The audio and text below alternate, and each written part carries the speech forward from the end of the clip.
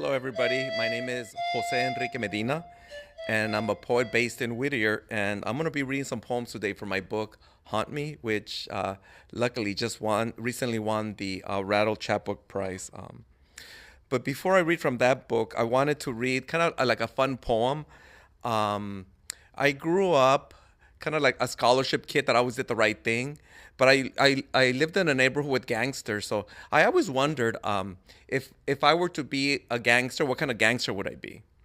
So the title of this poem is Gangster Poet. ¿Qué onda, homie?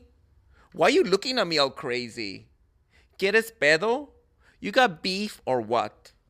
Look, I'm no troublemaker.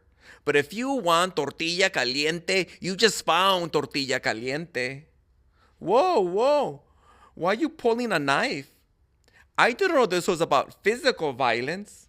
I thought you wanted a rap battle, a poetry slam.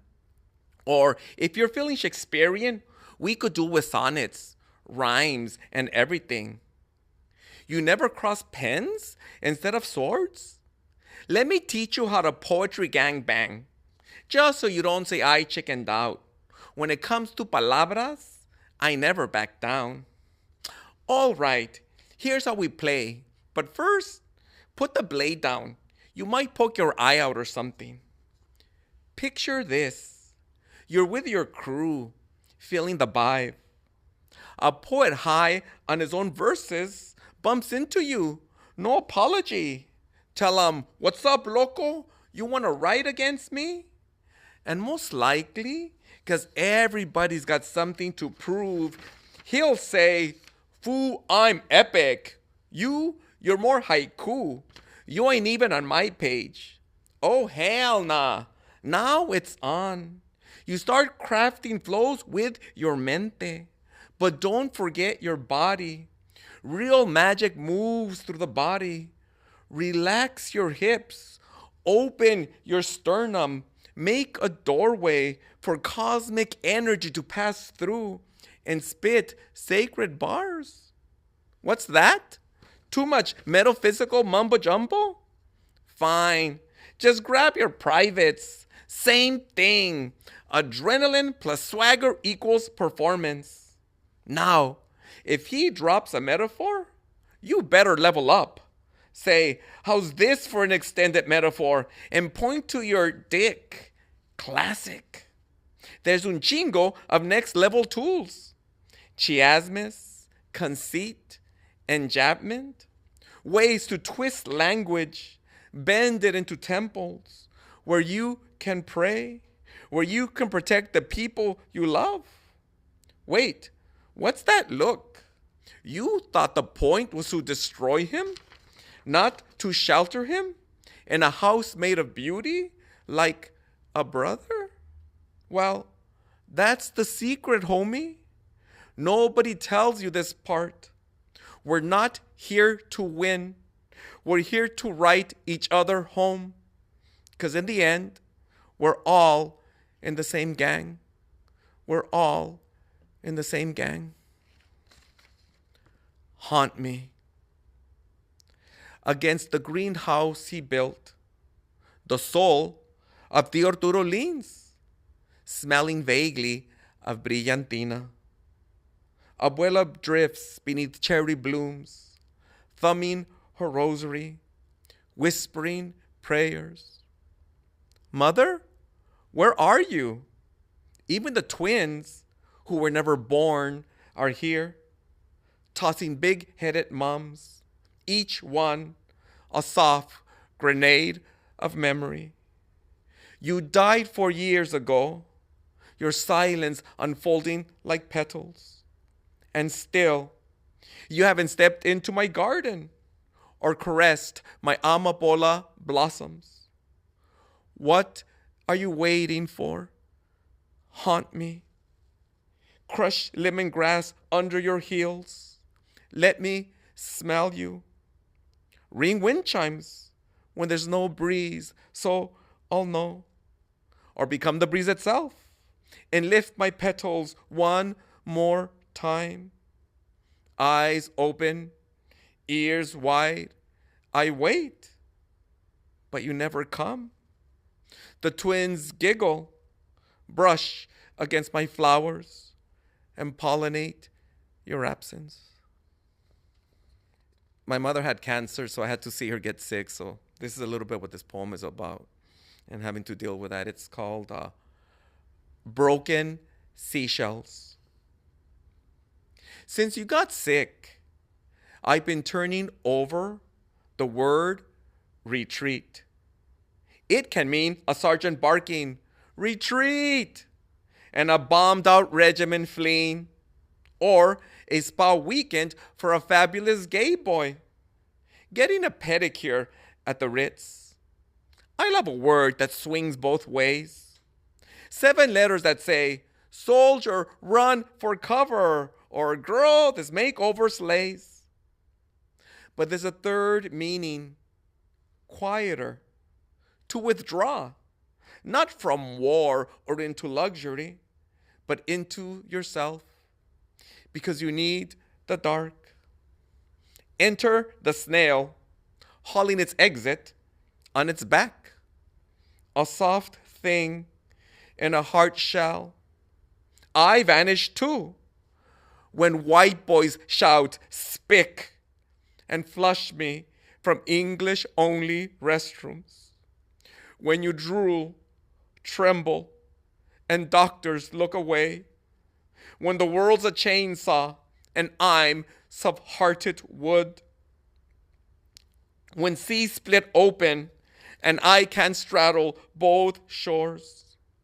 I brought you to the retreat of this page to ask you, what if we're born already wounded? Have you ever felt like a mollusk with a broken shell?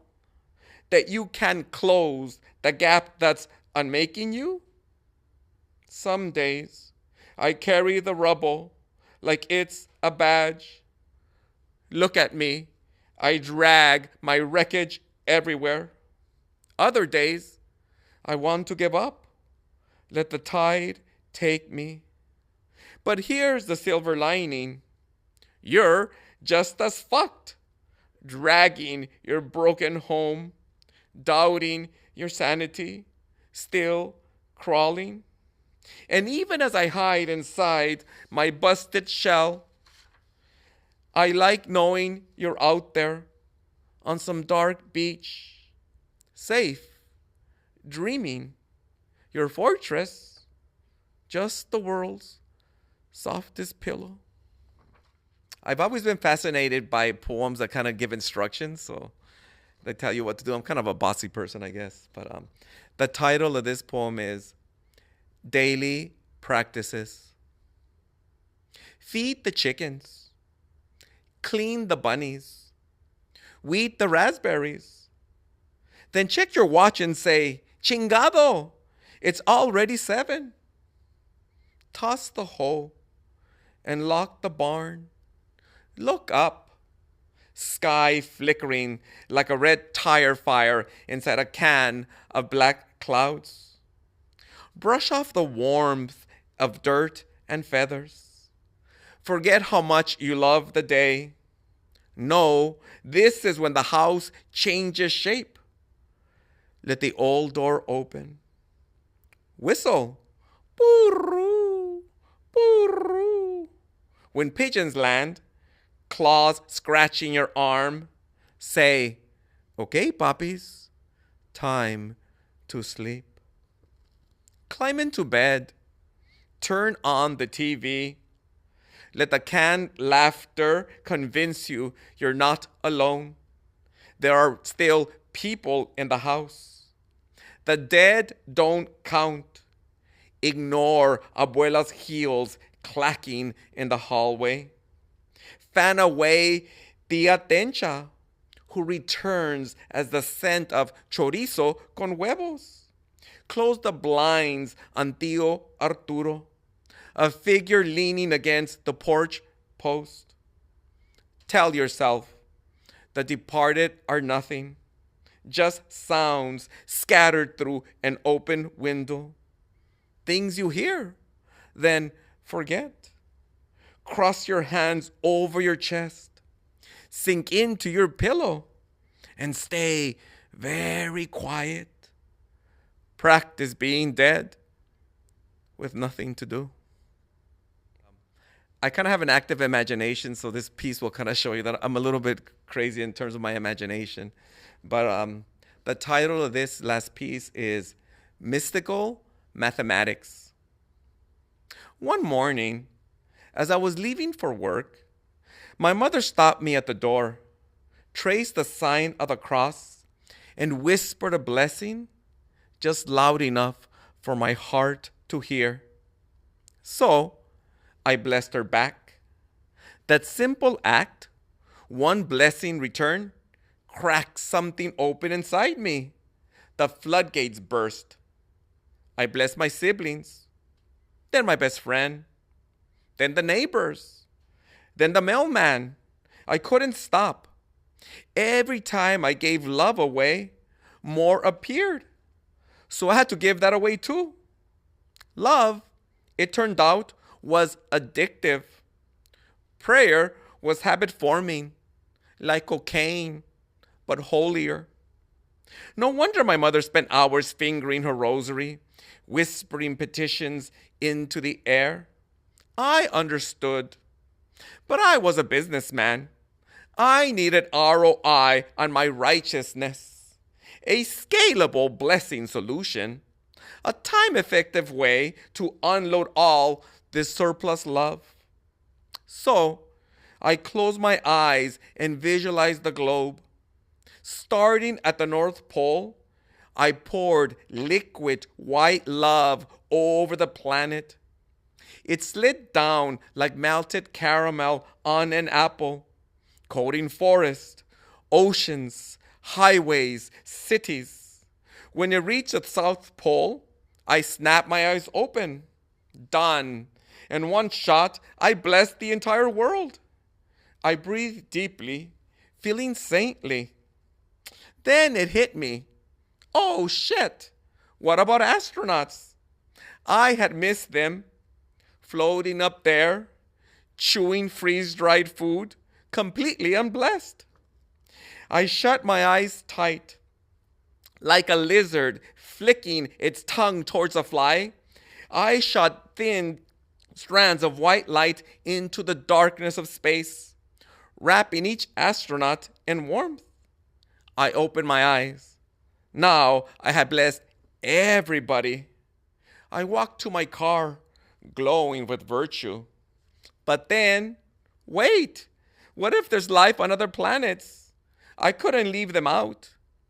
Eyes closed, I took a deep breath and imagined an explosion of white light bursting from my heart and expanding in every direction, like a holy big bang, only faster, because it traveled at the speed of love. It shot through galaxies, touched moons, slipped into distant atmospheres, curling gently around any being that breathed, slithered, pulsed, or glowed. Just like that, I blessed the cosmos. Satisfied, I got into my car. But halfway down the block, fuck, what if there are alternate dimensions, parallel universes? I didn't understand how those theories work or where those other places even were. I had no idea what kind of creatures might live in them. Maybe versions of me were out there, failing at the same task. Maybe they were succeeding. Either way, I couldn't reach them. Not with this heart, not with this human mind. So I gave up. Take over, I whispered to God. I can't do this job. And I drove to work, carrying all the love I couldn't give away. Thanks again, and my name is José Enrique Medina, so look for me online too, on Instagram. See you later.